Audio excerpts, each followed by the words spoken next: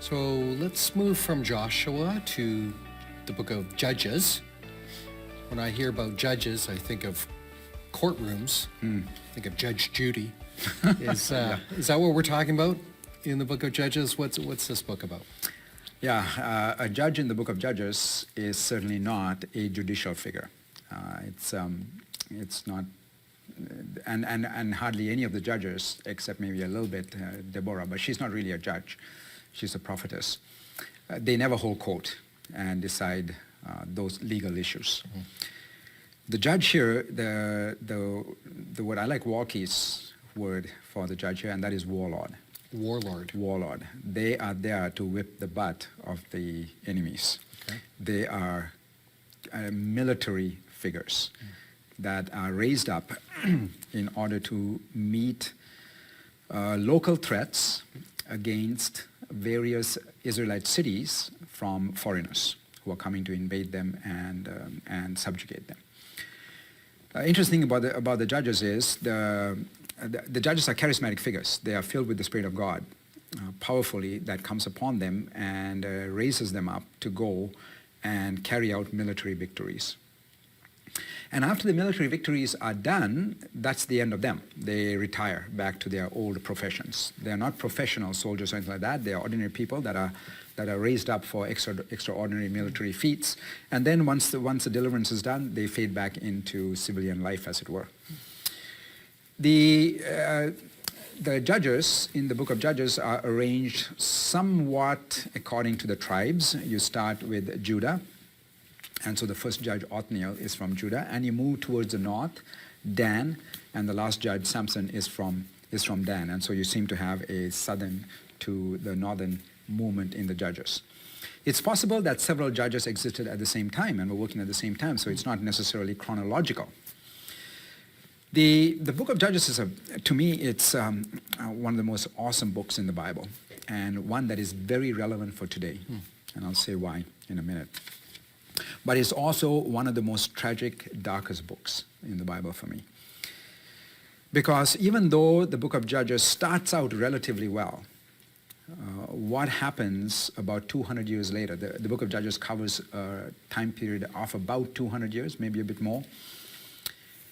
At the end of the book of Judges, Israel is on the point of self-annihilation, destruction. And the future of the nation is very much in the balance. The scholar Daniel Block has invented a term to describe what happened to Israel during this period, and it's a very tragic term. It's called the Canonization of Israel. And what happens to Israel in the book of Judges gradually is the canonization of Israel. So that little by little by little, Israel stops looking like God's people and ends up looking like the Canaanites. And looking like the Canaanites means adopting their practices and so forth. And the key example of Canaanite practice of homosexuality and homosexual rape is reproduced in Israel by a tribe within Israel, the Benjamites. So that idolatry, they start off by going after Israel during the period of the Judges starts off by going after the idols of the Canaanites and ends up committing the practices of the Canaanites, homosexual rape. To show you a very important point, I think, one of the important points the book of Judges shows you is you are what you worship.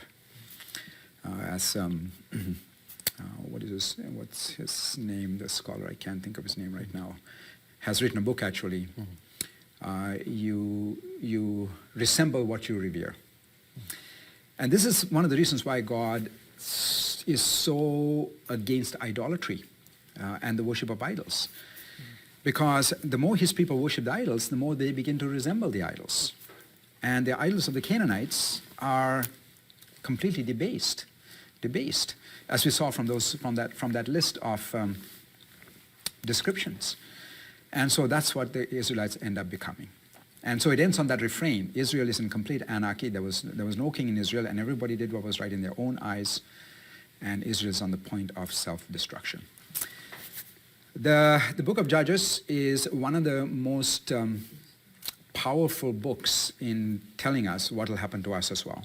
If we do not maintain the faith and keep the faith, we will become canonized as well. And as I look at our culture today, that is exactly what's happening. Gradually, we are becoming more and more canonized. And so the book of Judges preaches a powerful message to us to not go that route, but to remain faithful and avoid that path. Okay, that's helpful. So the structure of the book of Judges, let's chat about that a little bit. The book of Judges is one of the most highly artistically structured books in the Bible. And so the entire book of Judges is written in a gigantic chiastic pattern. Let me see if I can jump in here for a minute and unpack what Ivan is saying. A chiastic pattern, or a chiastic pattern, is a literary device in which ideas are first presented in a book, a chapter, a sentence, a paragraph, and then those same ideas are repeated, or they're inverted. That is, an opposite idea is presented. And they're done so with a mirror-like structure. This pattern is named after the Greek letter chi, which basically resembles an English X. Let's see if we can use the words of Jesus in John 4 as an example. Let's read these. But the hour is coming and is now here, when the true worshipers will worship the Father in spirit and in truth, for the Father is seeking such people to worship him. God is spirit, and those who worship him must worship in spirit and in truth. Okay, let's look at these words again and note the pattern. We begin with idea A, the nature of true worship. It must be in spirit and in truth. This idea A is then repeated at the end of the saying. Again, those who are worshiping God must worship in spirit and in truth. Idea B lets us know who we are to worship. We're to worship him. And again, idea B is mirrored with the phrase, and those who worship him. Well, then that just leaves idea C, which becomes the central thought at the intersection of the chiasm. Well, let's have a look at this pattern and see how we can find it in Judges. Period of the Judges, the cycle of the Judges. That's what we have from 3:7 all the way up to chapter 16. That covers the story of the Judges. And there are 12 judges that are given to us. There are other judges, but we don't know. These are the 12 that are picked. Their cycles, the judge of each cycle, Othniel and Ehud and Deborah and so on, Gideon and so on, are also arranged chiastically. And so when you know this, you're looking to see, well, who is the central point? Where is the central point? Okay? So let's go through these judges. The first judge is Othniel. And the secret to Othniel's success is he married the right woman. And she brought great blessing to him. And she asked her father for the springs, the upper springs and the lower springs, and she blessed his life by being a powerful partner with him. He matches the last judge, the first judge and the last judge in chapters 13, 14, and 15, and that is Samson.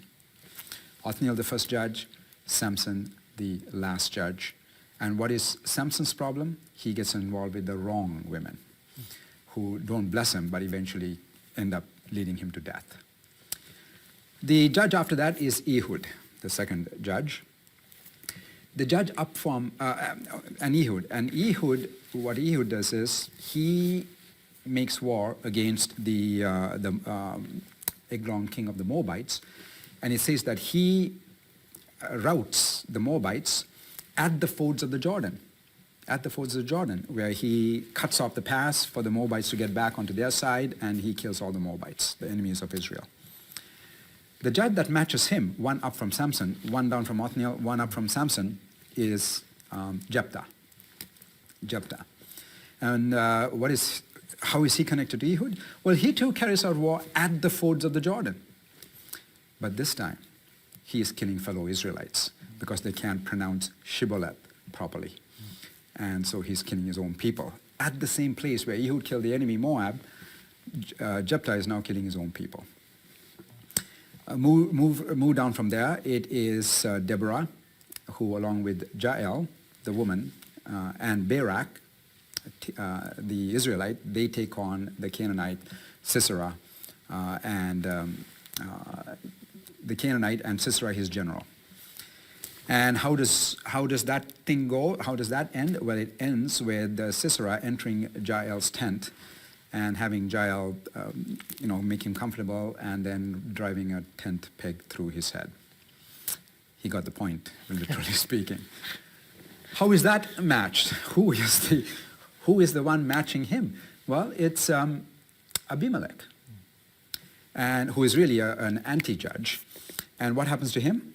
Well, he is such a tyrant going against his own people that finally he drives them into this tower, and he's about to burn down the whole tower when a woman picks up a millstone and drops it on his head. And he dies with a woman crushing his skull. Very similar to what Jael did. So as you can see so far, what we have on the top part are good judges, right? They are fighting the enemies and delivering the people. Othniel is actually the best judge, even though he's the shortest judge. Ehud is fighting the enemies, and Deborah and Barak and Jael. But these other judges coming up from the bottom, they are all failing. And Samson is the worst judge of all. So the question is, what is the X point at which it switched? Where did they go from good to bad? And the X point right in the center is Gideon. He is the judge. He is the hero and the villain of the book. And his life is really in two parts. The first part, he is doing okay, but in the second part, he becomes a tyrant. And he ends his life by actually leading Israel into idolatry by setting up an ephod. And Israel, it says, played the harlot after that ephod.